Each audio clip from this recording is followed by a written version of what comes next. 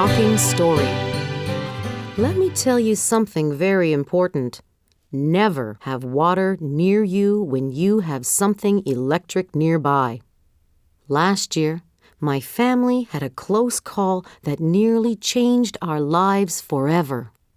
My brother Tom had just received a new train set. We decided to build a little world for it with mountains, valleys, streetlights, and even a lake. We found a large board that was big enough to hold the train. Then we started to build. We spent over a week building the landscape out of paper mache and cardboard. We wanted to have a lake for our landscape, but it would take a long time to make one. We'd have to use cement, and that would take another day. Instead, we decided to use a box and put a garbage bag in it and fill it with water. We cut a hole in the board, and we placed the box underneath. Now we had our lake. We even put a boat in it. Later that day, we showed everyone our new train set, with all the buildings, mountains, and tunnels. It was very realistic. Now it was time to turn it on.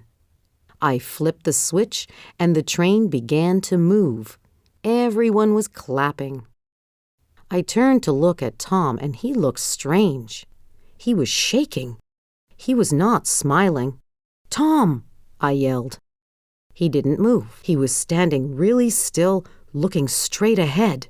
Suddenly, my dad realized what was happening.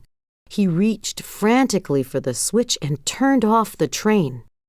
The water had leaked from the bag under the board and soaked the rug where Tom was standing. And one of our wires for the little street lights had fallen under the table and was touching that water. We called an ambulance, and luckily Tom was fine. He told us when the electricity was on, he could not move a muscle. We learned a lesson that day. Never mix electricity and water. It's a deadly combination.